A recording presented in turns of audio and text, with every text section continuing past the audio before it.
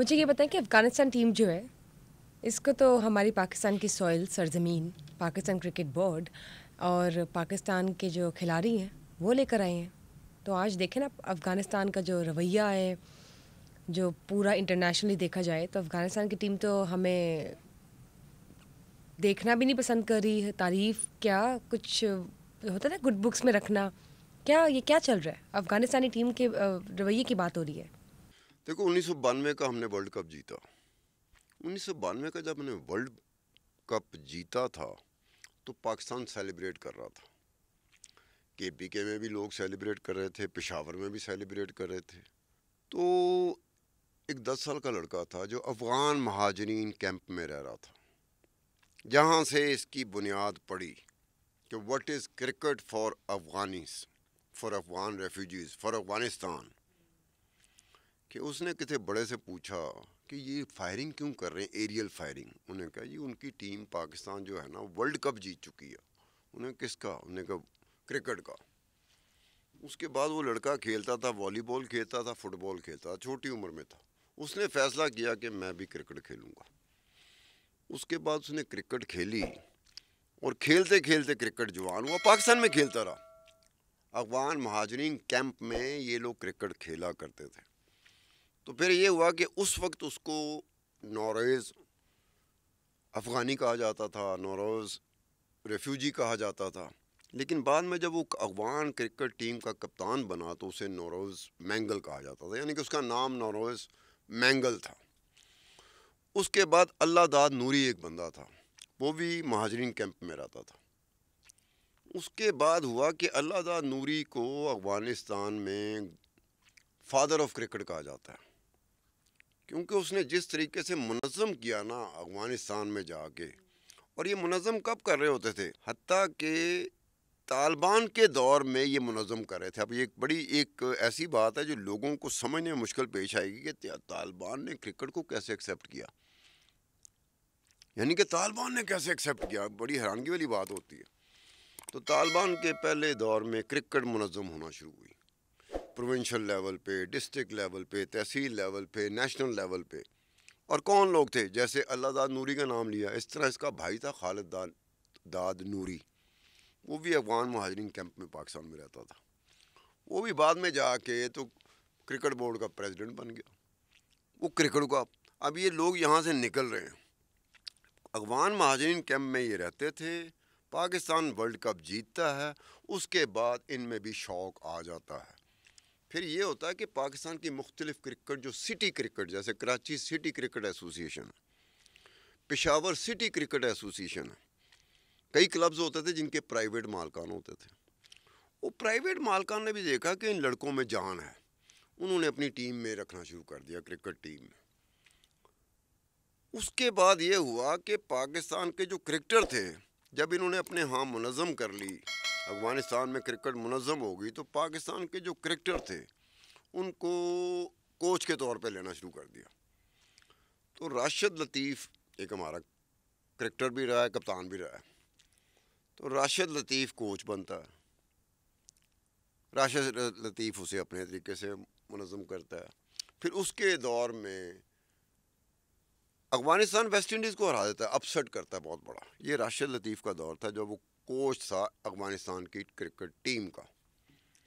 اس کے بعد افغانستان کافی, یعنی کہ بہت سارے میچز ایسے ہوئے جس میں افغانستان نے وہ جھلک دکھانی شروع کر دی کہ افغانستان کو انڈر ایسٹیمیٹ مت کرنا, یہ کرکٹرز بن رہے ہیں, کرکٹ کھیلنا ان کے خون میں جا چکا ہوا, اور یہ کسی دن وہی میریکل ہوتا ہے وہ کر کے دکھائیں گے.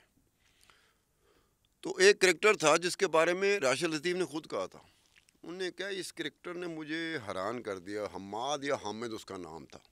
اس نے کہا اس کے پاؤں میں چوٹ لگی ہوئی تھی, فاسٹ بالر تھا, پاؤں میں چوٹ لگی, کہنا نے 20 اوور کرا دیے, اس نے گر پڑا تھا, کہنا وکٹوں کی بھرمار اس نے کر دی. انہوں نے کہا یہ کون لوگ ہیں؟ انہوں نے کہا اس میں تو ان لوگوں میں وہ ہے, جنون سا ہے, یہ کچھ کر دکھائیں گے.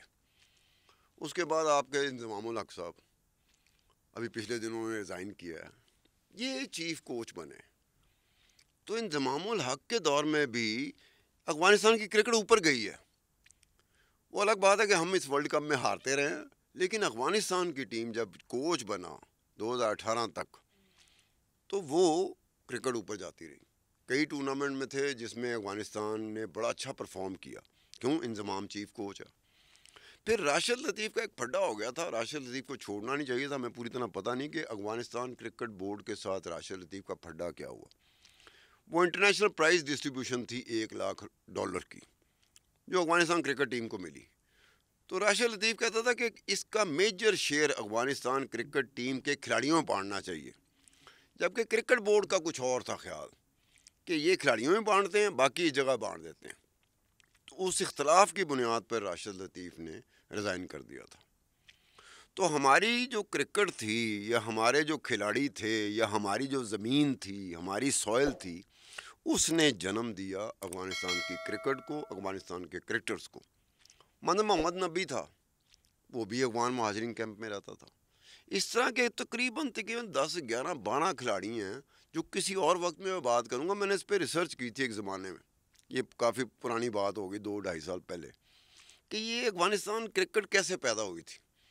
تو سارے کا سارا جو پروان چڑھی وہ پاکستان کی طرف سے. زمین, پاکستان کے کرکٹر اور پاکستان کرکٹ بورڈ. کیوں پاکستان کا کرکٹ بورڈ سپورٹ نہ کرتا تو آج نہ ہوتی ٹیم. تو I D one day international اور ٹیسٹ میں یہ نہیں جا سکتے تھے. یہ ایشین کرکٹ کاؤنسل اور انٹرنیشنل کرکٹ کاؤنسل کے ممبر نہیں بن سکتے تھے. وہ پاکستان کی سپورٹ تھی. ان کو تو احسان مند ہونا چاہیے, بلکہ پاکستان کی ہمیشہ قدر کرنی چاہیے اس بات پہ. اب صورتحال کیا ہوئی. اجے جڈیجا جو ہے نا ہمارے دور میں کرکٹ کھیلتا تھا, وہ آج کل ان کا کوچ ہے افغانستان کا. اب اجے جڈیجا کا جا کے دیکھیں, طالبان کی حکومت ہونے کے باوجود جڈیجا کی جس طرح کی تعریفوں کے پل باندھے جاتے ہیں نا افغانستان میں, اور افغانستان کی کرکٹ ٹیم حکومت طالبان کی ہے.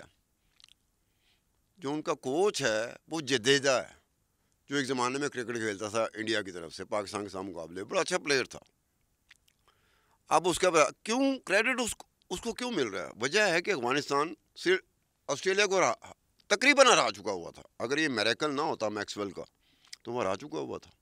اور سارے کا سارا کریڈٹ ایسے لگتا ہے جیسے پاکستان کا کردار ہی بیچ میں نہیں. وہ اس طریقے سے کئی لوگوں کو بیک گراؤنڈ کا یا ہسٹری کا یا فیکٹس کا نہیں پتا ہوتا.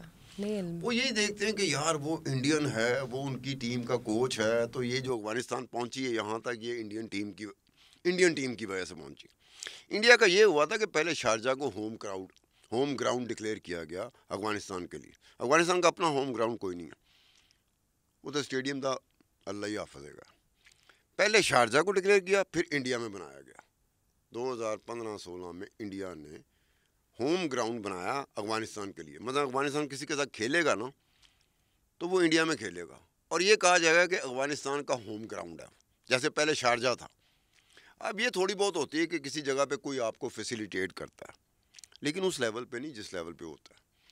اب یہ بات کہ راشد خان ایک بہت بڑا پلیئر ہے, مطلب میں اس کا چاہے جیسی مرضی بات کریں افغانستان کے, ہم کرکٹ لورز ہیں. کیا بالر ہے ان کا. راشد خان کی سن لیں, آئی پی ایل ہو رہی ہے, آئی پی ایل ٹورنامنٹ انڈیا میں ہو رہا ہے. تو آئی پی ایل کی ایک فرینچائز ہے جس کو فائنل تک چلی گئی, اور کریڈٹ مل گیا کہ راشد خان کی وجہ سے یہ فرینچائز جو ہے نا فائنل تک آئی پی ایل کے پہنچی ہے.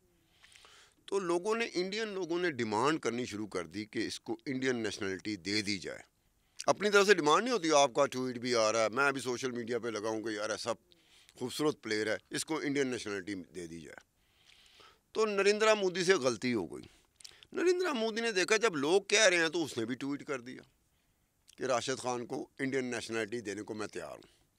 اشرف غنی تھا اس وقت افغانستان کا پریزیڈنٹ, وہ سیدھا ہو گیا. انہوں نے کہا ہمارا ایسٹ ہے, تو نریندرا مودی صاحب آپ کیا کہہ رہے ہیں, آپ اس کو انڈین نیشنلٹی دے رہے ہیں.